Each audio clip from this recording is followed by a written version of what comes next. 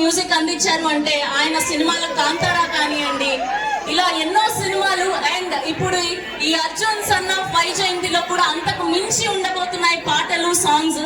Special గా కళ్యాణ్ రామ్ గారి సినిమాల్లో కథ ఎంత ఇంపార్టెంట్ ఉంది.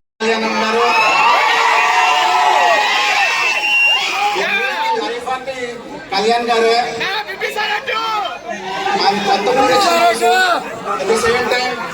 డైరెక్టర్ కూడా కొత్తనే, మాకు ఉత్సాహం ఉంటుంది సినిమాలు.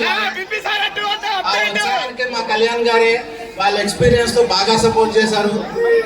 థ్యాంక్ యూ కళ్యాణ్ గారు.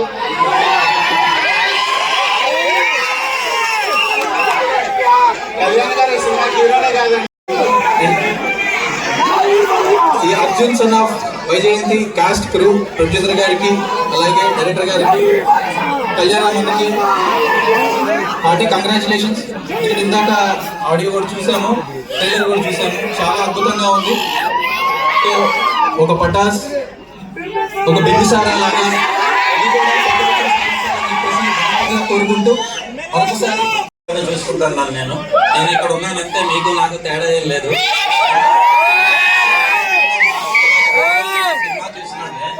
నందమూరి అభిమానులు కళ్యాణ్ గారిని ఎలా చూద్దామని ఎక్సైట్ అవుతారు. ఎగ్జాంపుల్ చెప్పాలంటే మీ 14 పౌరుషం మొత్తం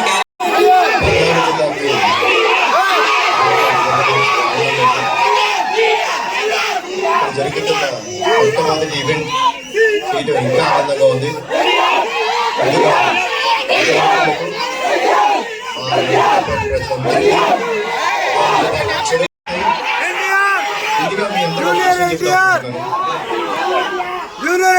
మనందరం చాలా కామన్ గా మన అమ్మల్ని ఫర్ గ్రాంటెడ్ తీసుకుంటాం, అవునా కాదా?